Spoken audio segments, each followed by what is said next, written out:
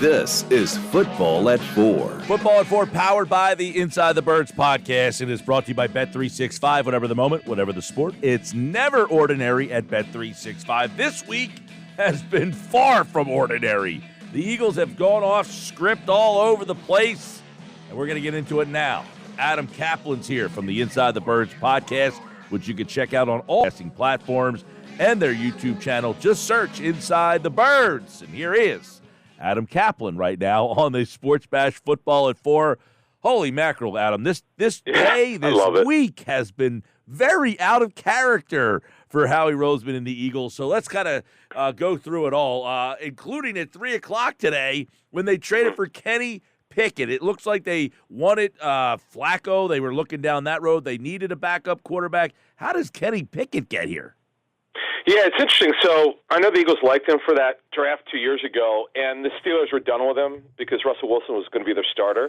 They were going to open up the competition. There was no way Pickett would have beaten him. Pickett I'll say this about Pickett.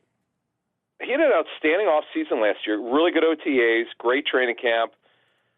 Preseason looked really good, and they were thinking he was going to be a breakout player. I was with the Steelers for 2 days in training camp last year, and they really felt that it was going to be his takeoff season, but he really struggled in the regular season. He got hurt, and then they played Mason Rudolph over him when he was healthy. So they moved on.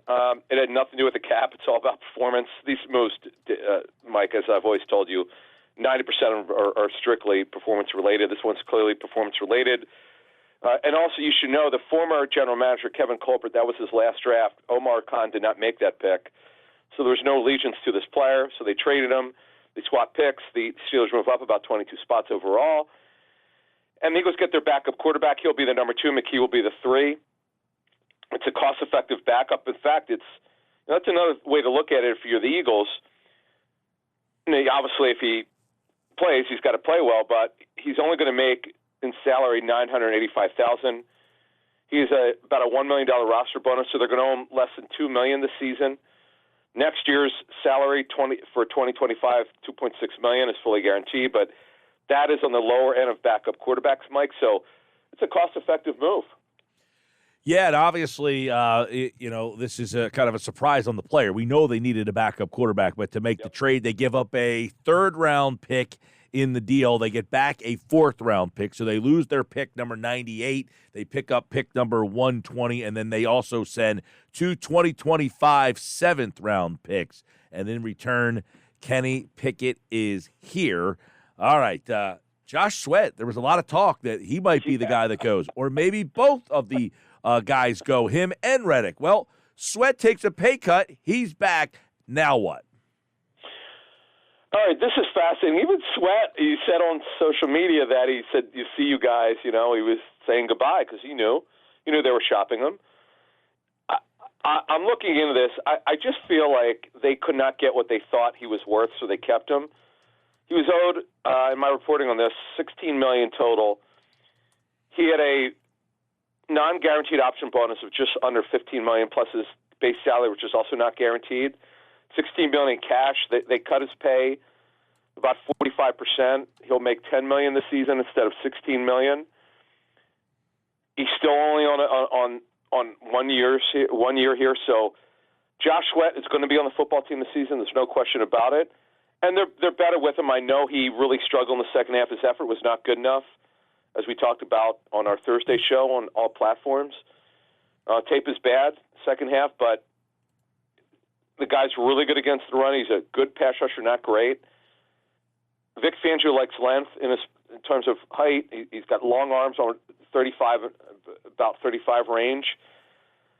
He knows, look, he's been humbled by this. You would think he comes out here and plays hard and plays well. So let's take a look, Mike, right now as we speak. What's the edge rush group look like here? You got Reddick still under contract on the final year. Sweat on the final year. Bryce Huff has got 3 years. He has to start. Brandon Graham is their 4. You look at it that way. Zach Bond could play it if you need him to. He'll probably play more inside than outside, more on that on our show that drops on Monday morning at 6 a.m. Eastern. So it's no longer a priority. Now, if they trade Reddick, still possible, then you know what it is. It's Sweat and Huff. and then they'd have to kind of figure out. Nolan Smith, I'm sorry, I forgot to mention him. Now he didn't contribute at all on defense, just special teams. He obviously has to play if healthy. He has to factor in the rotation. But there's so much better if they kept Reddick, Mike, with this front seven with the young kids, Milt Williams, Jordan Davis, Jalen Carter, or Jomo, Drew Pelotu. Why? To me, if you want to make a Super Bowl run, you keep Reddick. If you don't, you're moving on. And that's I might see a little bit differently than the Eagles, but to me, you keep Reddick here, who's terrific. And let's not forget, Bryce Huff has never been a starter before. He's only started 7 games. He's never been a full-time starter. There's still a lot we don't know about him. All right, so that's a couple things that happened today. Last night, the Eagles went nuclear, and they added a linebacker, Deon White. Big name, big plays, but what's his role? What's his position? A lot of mixed reviews on this one. The fans seem to be very happy because he's a big name, but people you talk to around the league, what are we hearing about Deon White? Struggled the last 2 seasons, really did not play well last season, got benched temporarily, got his job back. The Bucks had no interest in bringing him back. Really good player, one Pro Bowler, first 3 years, and last 2 really bad. Mike, he's dropped off. 2 years ago, you started to see the regression. Greg Cosell, talked to Greg about him. He was on our tape, our tape breakdown from 2 weeks ago. You could see it. If you search Inside the Birds on YouTube, you could watch it or you can listen. Greg it's all tape basis, never anything personal. Sometimes though he got humbled here. He didn't get a big contract. We'll talk about the real money. I have a feeling it's $4 or $5 million, maybe $4 billion in real money, but we'll find out. We get access to contracts, so we'll find out. So let's look at that position right now. Nakobe Dean coming off of Liz Frank injury, major broken foot. He's going to be ready for the spring, but he's barely contributed on defense.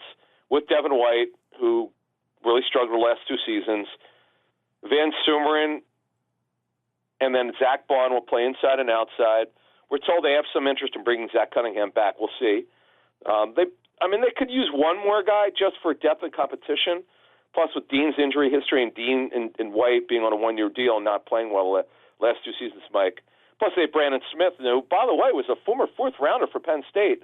So he's on the roster, but it's no longer a need going forward because the Eagles are the only team in the National Football League at inside linebacker that goes year to year. I've never seen anything like this, Mike. I cover this entire league. They don't believe in drafting and develop. Let's go year to year. Yeah, and they go out and get Deon White, and obviously we'll see what ends up happening. As you said, he kind of has not played well, but is a splash player. I mean, he's a guy. He'll get sacks. He'll get picks. He'll make plays. He'll also be out of position a lot. So a very frustrating guy. But, they finally did go out and bring a guy in and to play linebacker. So we'll see if that means what that means moving forward here. So let's go over 5 days of free agency. Almost something happened almost every single day. So take us from the start to the end here. This is crazy. I noticed this for our Patreon people. We've been putting scoops in like left and right. As I said today for these guys, around the league, it's really odd. From 3 to 5 Eastern, Wednesday, Thursday, and Friday, particularly the last 2 days, there's been a ton of moves, like a flurry of moves. Now, you should know that, like I put on Twitter on Andre Dillard, $6 million of his $9 million base salary will become fully guaranteed on Sunday. Now, the Titans could bring him back at a lesser number, but they cut him for now. Now, I had heard that the Titans were leaning towards keeping him, but though they left it open to change their mind, and they changed their mind, they just cut him. And boy, that didn't work out. He got benched last season, Mike. By the way, for the Titans, so they need a left tackle as of now. But let's look at the Eagles roster here in terms of free agency. So they signed Barkley. Right now, Mike, with Barkley being the lead, Gain will be in the backup. Ty Davis Price and Lou Nichols will compete for the 3. They'll add one more back by training camp, but it's no longer a need for them. Boston Scott, from what I understand, probably not going to come back. He's looking for a bigger role elsewhere. With Devontae Parker signing as a 3, they need a 4 and a 5.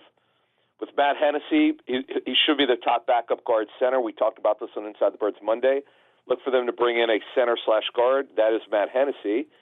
So they don't need to re-sign Jack Driscoll. LaRaven Clark could be the backup right tackle. Fred Johnson's the backup left tackle. So that right now, Mike, and Kenny Pickett, obviously, is the 2, and Tanner McKee will be the 3 at quarterback. So that is offense. Defensively, with Bryce Huff in here, Mike, and we just outlined it. It's Reddick, it's Sweat, it's Graham, it's Huff, and Nolan Smith. They're your 5 edge rushers. I know Brandon Graham is limited in the snaps he's going to get. Patrick Johnson, by the way, only plays on defense. And now they have Julian Aquara, who they like to push for a spot. Now, if they trade Reddick, the chances of Aquara making the team are greater. And then they brought in Zach Bond, who could play inside and outside. We just talked about White, and we broke down their inside linebacker off the ball group. And then at safety, Mike, they added Gardner Johnson, who could also play corner, a slot corner. They don't have a slot corner, so their remaining needs, Mike, on offense are number 4, number 5 wide receiver, tight end, the depth. Remember, Jack Stoll. Now the Eagles, I'm told, offered him a deal. He turned it down in the end. He was leaning towards going to the Eagles, but the Giants jumped in, I'm told, late and gave him a better option, so he took it.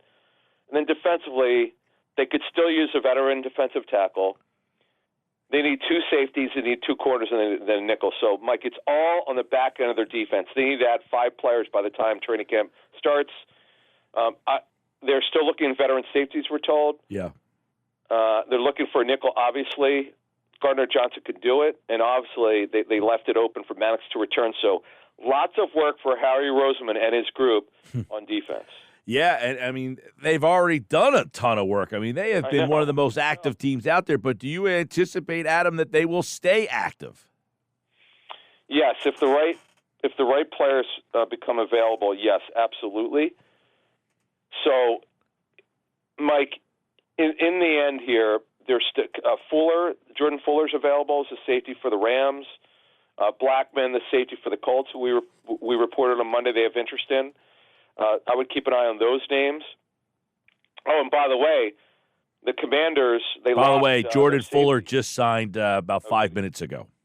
Did he? Who did he sign with? He just signed with Carolina. Okay, so that eliminates him. Blackman's still out there. Nick Sirianni knew him. And remember, Cam Curl, we reported this on Monday. The Eagles were not interested, and they were not involved. Cam Curl goes to the Rams, so that's why Jordan Fuller left. Yep, there you go. Yeah, that just happened about 5 minutes ago. So as we were having this conversation, he just signed with Carolina. Yeah, I mean, a lot of people, Adam, have been kind of saying the dream team vibes. Are you getting that? Is there just too much going on here, or do you like what what's the messaging with what they've done this offseason? Lots of upside and lots of uncertainty.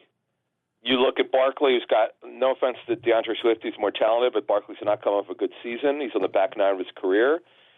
He's still got a lot to prove. We dispelled the stuff about how good of a pass protector he is. He's not. It's not factual. We outlined it. He needs to be better with it, but he'll be coached up well by Jamal Singleton.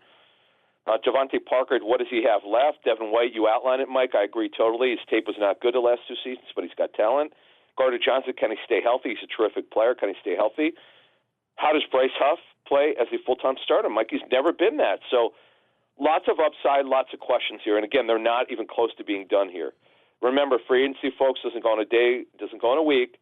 It goes on for months, and the Eagles have done a great job in May, June, and July, and August when they made that trade for Ronald Darby many years ago. So Roseman's really good at it. He's the master of free agency, so we'll see what he does. Yeah, I will say with the White, I had a guy who covers Tampa who I asked to come on to talk about him, and he basically said, I don't have anything good to say, so I don't want to come on. Yeah, I mean, look. He said for 2 straight years he's totally lost in pass coverage in a defense, and for 5 years, and teams have figured him out over and over and over again. They've exposed him. Mike, one thing I do want to add here about Devin White, and I'm not, we tell the truth on Inside the Birds. We get criticized for being too negative. We're not being negative. We're just telling you the truth. We want people to learn. If we're waving pom-poms, we would be lying. People would never learn and be smarter fans. That's why we have the popularity we have, because we tell the truth. The guy played poorly the last 2 seasons. Now, there's talent there. Jason Light, their GM, does a really good job of drafting. He's one of the better drafting GMs in the NFL. Yes, it's not a good sign that they didn't offer him a chance to come back, but Devin White did show really good promise early in his career. He's only 26. Sometimes, Mike, guys get humbled. You know? Yeah. He's on a 1-year deal. He's on a prove-it deal. I can understand taking the chance on him. I'm just saying for the people out there who think they got this linebacker who's flashed, you're hoping that he really learns this position more because he's been a freelancer. Yeah, he overruns plays. I saw. I don't respond on Twitter, but I thought it was funny. A couple of people said Ernie Sims. I'm like, come on, man, you can't go there with Ernie Sims. I did ask that question to Sean McDermott. Hey, what do you think about Ernie Sims and his feet? He said, shark in the water. Never forget that one. I've never lived that one down.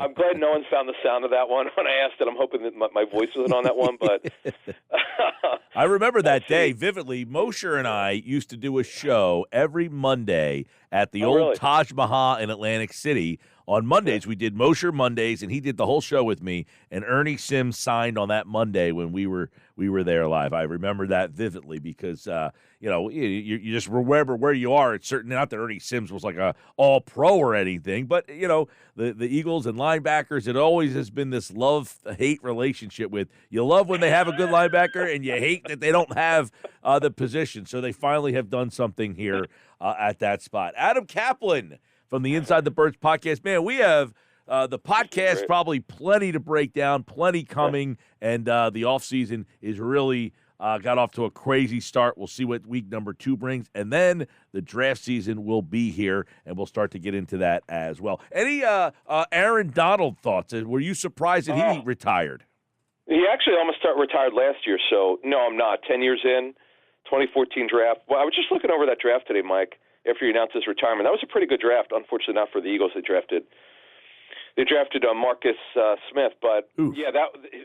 And by the way, Chip Kelly didn't want Aaron Donald. Not that they could get him where they were picking, but because he went well before them. But what I'd heard then was that he didn't want someone with that size of between 6 and 6'1". Arms weren't long. By the way, certain parameters that he wanted. Real quick, we do have some news. Sua Opeta has signed with Tampa Bay.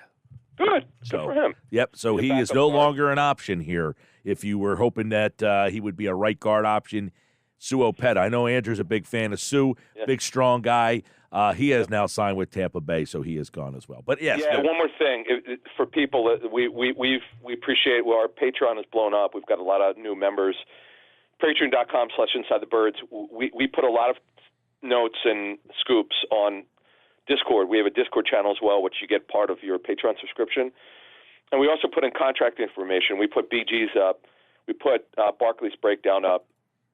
And we get contracts usually before the public does. So check that out, patreon.com/InsideTheBirds. Very good. And Adam's back next week, and we'll see if there's more signings that happen in week number 2. This is usually where Howie goes in the weeds and finds some things. Adam Caplan, everybody. Have a good weekend, pal. You too. Thanks.